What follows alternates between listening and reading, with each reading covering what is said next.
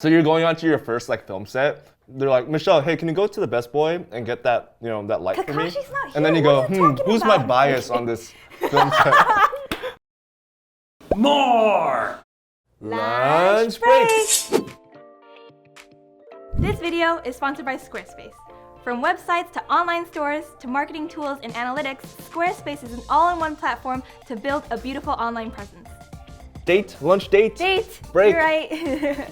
We finally got you in the hot seat, Michelle. That'll be Your lunch so date. fun. Yeah, so this is our little lunch date. It's kind of a spin-off from lunch break where we have more intimate conversations one-on-one. But also, we have a plus one today, Clinton Rhodes. And he requested Malaysian food. Yes, so we actually got this place called Borneo Kalimantan. It's in Alhambra, California. It's actually Indonesian food, but on Yelp it says Indonesian, Singaporean, and Malaysian. So there's not like a specifically Malaysian restaurant close enough to the office, but I hope this satisfies the taste. We got Michelle on the hot seat. This is her first lunch date. So usually with these, we like to go into some deeper questions, right? Scared.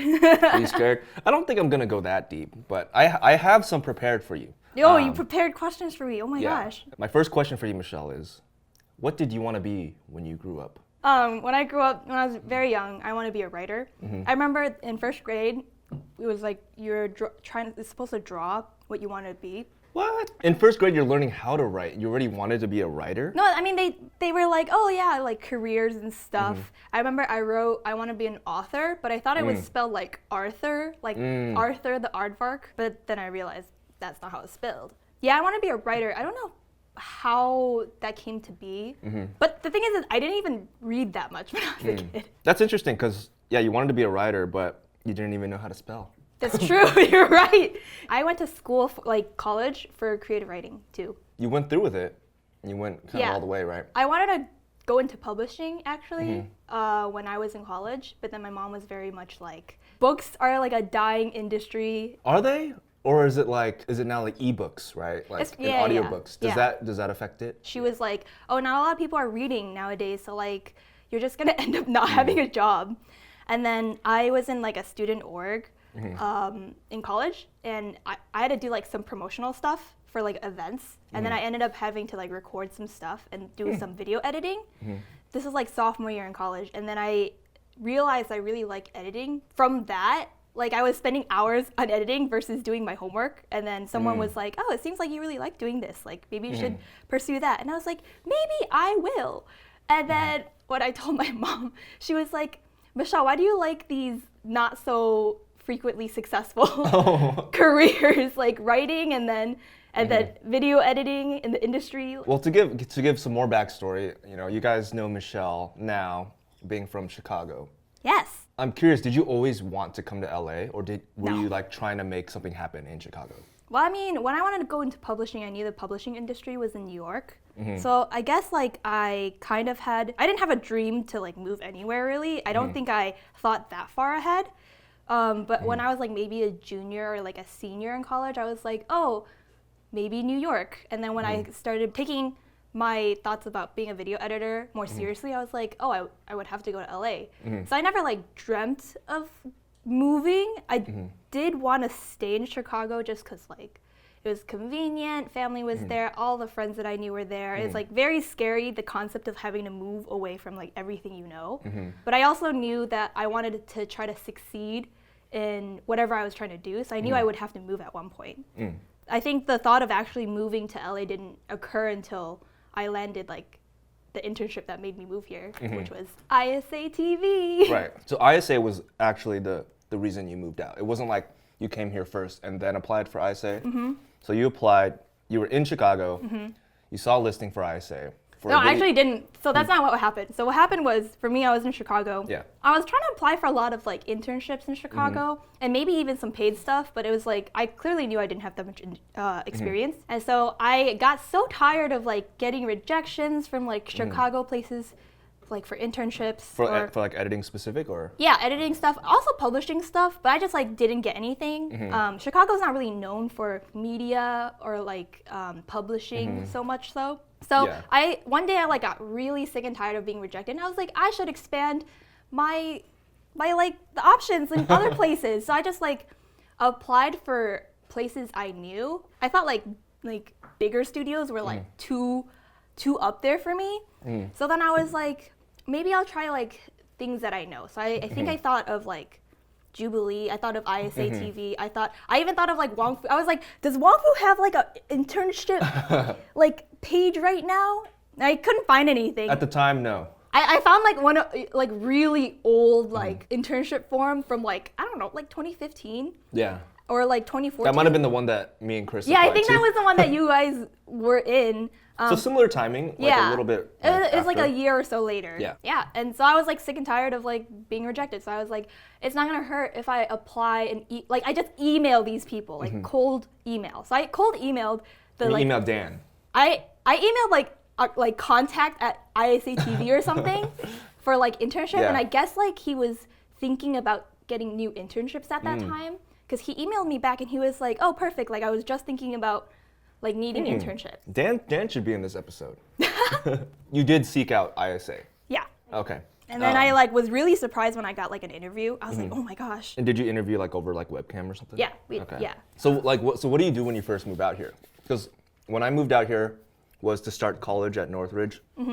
And luckily I had an aunt that lived in Santa Monica, so I was able to like crash in her living room for that whole year, that whole freshman year. So that was still a pretty far commute from Santa Monica all the way to Northridge. Oh God, that's so And far. then I was able to, make friends at school, and then we got a place, the rest of like college time. But like when you first move out here, what do you do? Like, you don't have family out here. I didn't. You didn't at the time. Did you have friends out here? I had like one friend from college, but the likelihood of them housing me were very, very slim. Yeah. So what was like that situation? My parents were not the typical like, if you want to do something, you have to do it on your own. They were very supportive of what I wanted to do. Or like my dad was very supportive, which made my mom have to be supportive kind of. Because she was thinking of like, it's a big financial thing to do, which is correct. My mom was like, you're making negative income and you're gonna go move into this Into like one of the most expensive Yeah, cities. exactly. But then my dad was like, he believed in like what I wanted to do. He was like, if you want to try something, you should try it instead of regretting it. So he helped me. He helped me find a lot of stuff because I think at the time, it's like you wouldn't know where to look. Yeah. For places to live or stuff, and also you need a car in LA. Right. So I didn't have a car. We only had one car in our family. You knew how to drive though. I knew how to drive. Okay. Yeah. So basically, my dad helped a lot when I first moved there, like to LA. We were like living off of hotels, like very cheap hotels. Yeah. At the time, with like a couple luggages that I had, where I like. Was you and your dad, or? It's me and my dad who helped. Yeah. He helped me move here, but then after a couple months, he left. He was like, "Okay, you're on your own now. Yeah. Dang. And that was really scary. Yeah. It's definitely a good experience to have, I think. Yeah. It makes you grow really fast. It really does. Yeah. Like a year later, my mom was like, "Wow, Michelle, you grew up like a lot. Like you learned a lot of things on your own, like finances, how to like open like an account for like electricity or gas bill or internet bill. A lot of this stuff, I think people I know my age costs money. Yeah, and I think some people my age still don't know how to do that because other people handle it. And I'm like, wow. I'm like, at the time I was like, what, 22, 23. I was like, wow, like this is basic stuff that I didn't know until I moved out here. And you've made it. You survived. I survived. Are you proud of yourself? I'm proud of you. Aww. That's the first time he said that. But is it? No, it's not. Stop. It's okay. You've maybe On camera. Yes, you said it on camera. You don't say it often though. He's like the Asian dad. Like when he gives you compliments, it means so much more because of how rare he gives it. Yes. It's that kind of episode now. Your story is very similar to a lot of stories of people that are coming to LA and trying to make it. I've heard a lot of stories about people, trying to live out of motels or hotels. They come for like auditions and stuff like that, and then, a lot of times, they say it's hit or miss, right? But it's a majority miss. I mean, I didn't get stuff until like a couple of years later because I like interned at ISA for 2016 and I started working here at like 2019. It feels like you've been here a long time, but I guess because like we've worked a lot with ISA. The 3-year gap of like so basically ISA ended at like 2017, like early March 2017. It might have been like a whole year since like I got like an actual job. Like I worked on like some gigs Like I worked on like some shoots, like Wong Fu shoots, and I worked for John Maxwell. He directed Dan, aka Dan's both documentaries. It was Dan, aka Dan, and Soul. And AKA Soul. AKA Soul. And he helped me like get some work too. I worked under him for a couple of, actually for like a whole year. I wasn't being like full time, you know what I mean? So to kind of explain like our industry, for those of you that don't really know, is that like with this kind of industry, the jobs are only as long as the project is, right? So like, say a YouTube video maybe takes a day to shoot and a week to edit. That's how long that job is. You know, there's very few companies that have it set up to where you can work full time or even part time, right? So if you're on a TV show, you might be working, you know, for 8 months that whole season, and that's solid. You know, you get 8 months. It's like a full-time job for 8 months only, though. You have to find your next like series to work on. So I heard this once, and you know, you're one job away from homelessness. Yeah, basically. Right? If you think about it. So on a TV show, you might be working 8 months if it's like a pretty long-running show. If you're on a movie, working on set, they'll probably shoot like a month or two, which is good. If you're on post, on the editing side, you get to work longer. So that's kind of why I personally lean towards editing, because it had the longest duration of like employment, right? But then I quickly realized I enjoyed less and less just like staring at a screen. Yeah. So like I really enjoy like the physical stuff, you know, like lighting and being on set and all that. So I think when I like first moved here and was on set, I was like, this is so complicated. I didn't realize shoots are like 12-hour days. I was learning so much. I didn't even know what a producer was. I remember I would Google what a producer did, and it was basically like... There's not a clear answer. There's not a clear answer on, like, you never... until you're in the industry, you don't really understand what a producer is. The best producers do nothing. They just get other people to do stuff.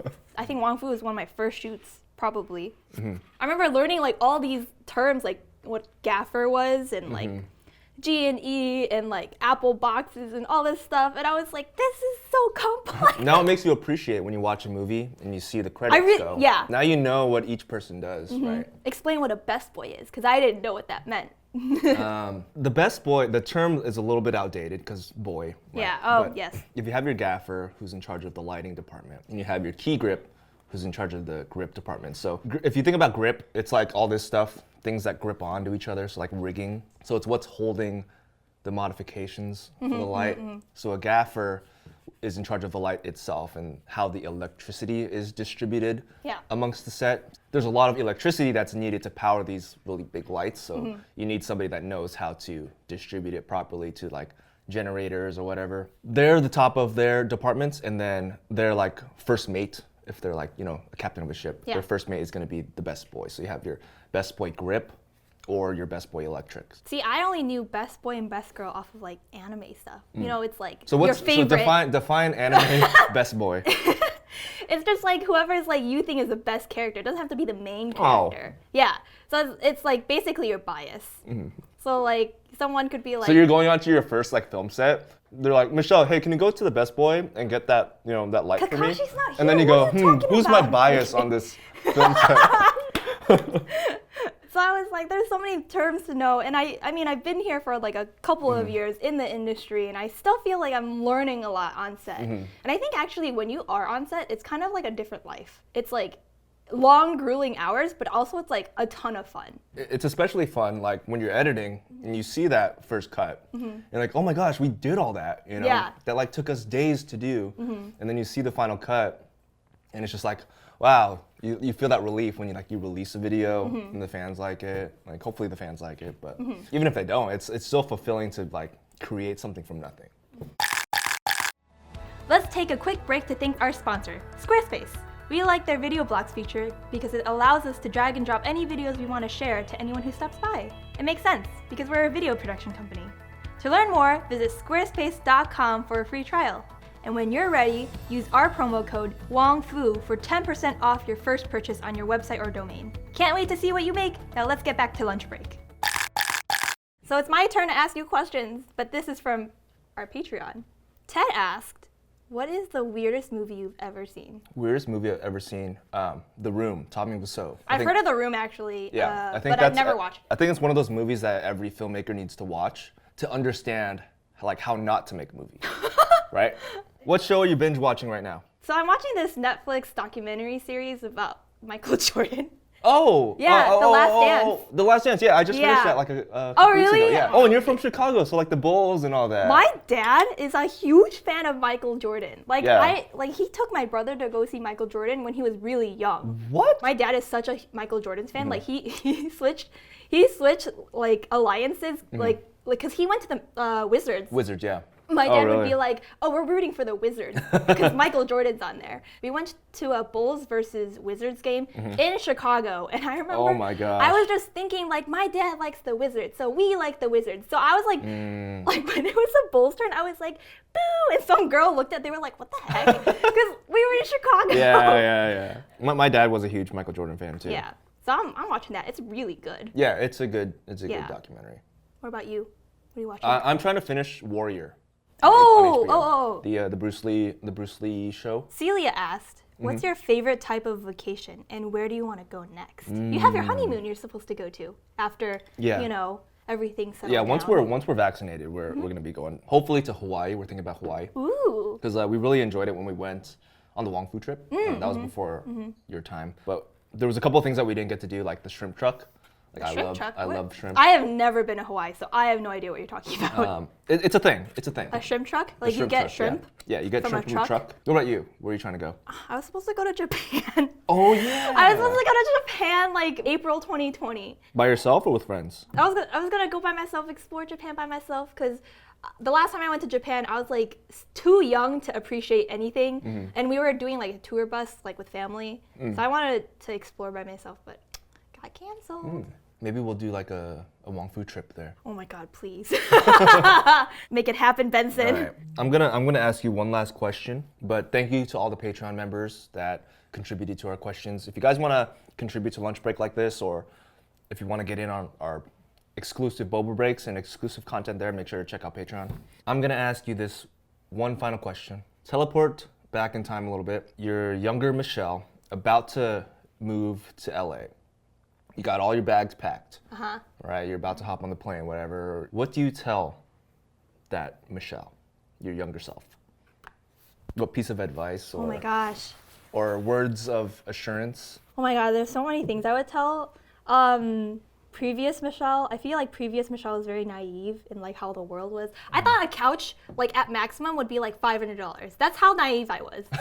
Like I thought furniture was cheap, so I clearly didn't know a lot of stuff. I think what I would tell past me who's right about to move here would be, don't be so reliant on your parents. That's what I would tell past me, because I did rely a lot on my parents. I didn't ask them about how to do like life things, right? Like I didn't know how to like rent a place with like I didn't know you had to have credit to rent a place because like our college campus didn't need to do that. So don't rely on your parents so much. Do things on your own. That's what I would tell past me. I think that's a good lesson. It's like, you're gonna need to be independent at some point, and the sooner you learn that, the sooner you can kind of like begin your adult life, right? Yeah, I was a little too bright-eyed too, because I was like, yeah, after this ISA internship, I'm gonna get a full-time job. That's what my thought was. Yeah. So LA full-time jobs are hard to come by. Yeah, I mean, because like all my friends were having full-time jobs, so I was like, that's the path, right? But not all paths are the same. I think you bring up a good point there too, like bringing up your friends. Something I would tell myself would be like, don't compare your timeline to somebody else's timeline or your success to somebody else's success, because in the end there's really no point, because that could end friendships too. Because like you want to be able to root for your friends too. Yeah. And you would hope that they would root for you. And when you start comparing, it's like that's where that divide keeps happening. Don't take your friends' success personally. Like their success is not your failure. Yeah, exactly. Yeah. And I definitely have like had thought that. Even I would tell this to like maybe like 2017 Michelle when my first year here, to be like say that too. That's a good piece of advice. I think in general that's a good piece of advice for like anyone. That was a good conversation. Wow, thanks for asking me such in-depth questions, Benson. What a nice lunch date. What a nice lunch date. Yes. And also shout outs to Clinton for being our +1 for today. So yeah, if you guys want to contribute to our lunch breaks in this way, make sure to check out our Patreon, and you get some exclusive perks and exclusive videos there as well. Also, if you want to see Benson and I more, we are on our Twitch. We Yes. stream some games. So check out our Twitch, twitch.tv/WongFuPro, and you'll see us there. And also another thing that we worked pretty closely on is the Wong Fu workshop. So make sure to check out the workshop, wongfuproductions.com/workshop. Yeah, the workshop is something I wish I watched before I moved here to learn more about like the industry. It's over 90 minutes worth of instructional content, so make sure to check that out. And as always, thank you for watching, thank you for subscribing, and also make sure to like this video and comment below. See you guys next time. Bye!